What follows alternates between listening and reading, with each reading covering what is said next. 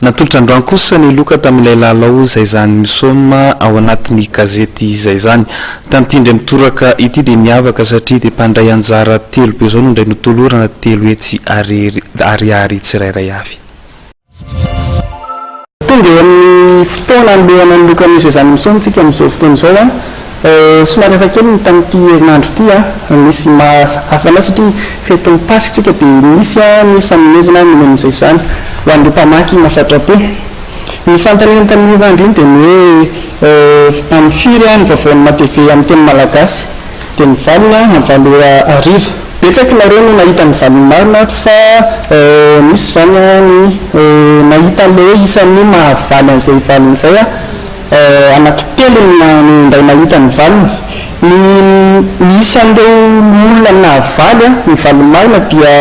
1349 dia ny olona nahita lizy nefa anankitelo manana marina avy 1350 avy izy ireo izany dia nanapa-kevitra zany zay rehetra amin'izay zany fa mahafetiny andro dia samy omena loka daholo reo anankitelo reo dia efa ketikety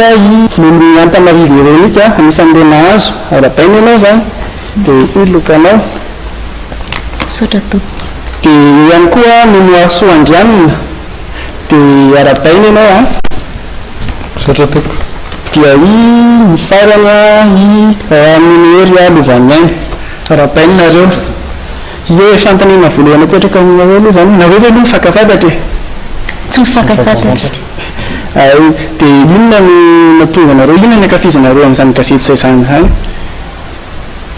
ny ankafizako ilay gazety izay zany dia le vaovao aloha maromaro isan-karazany zany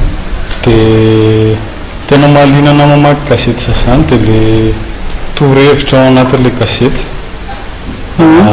malina tena malina ho an'ny madama manokana ho anandray zany dia za gazety izay zany gazetina isan'andro dia isaky ny fitsasany gazety ny tonga eo an-tsenanay dia efa mandray dia tapitra voavaky daholo ny pejy rehetra ao anatiny zany pejy rehetra nantona ao anatin'ny gazety zany voavakinao daholo voavaky daholo hoanao inona mahatonga anao inona ny ankafizanao azany gazety izay zany zany raha ninahy manokana aloha misy vaovao hafa kely atoko hoe amin'ny teny vazaha solita dia iny mampirisika na ile vaovao samitsapondray zany tena mahalinanao anatin'le dia afatra kely ary apetraka reo an'ireo le olona zay mbola tsy namaky izay zany hoe mba hametana anazy ireo zany ie mahazotoana mamaky izay zany dia vahoaka fa anisan'ny gazety feno vaovaony dia mbola misy surplus ny akoatran'ny vaovao koa izy fa tsy amin'ilay gazety politika sy le vaovao ohatr'izay fotsiny fa misy mihoatra kokoa noho izay atao mazoto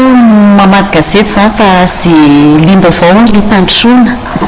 dia sady mahafinaritra be minalao amin'ny gazety mampirisika antsika rehetra mpanjifa hividy gazety fa misy vaovao malina isan'andro san'andro ary marina mihitsy ny telo fa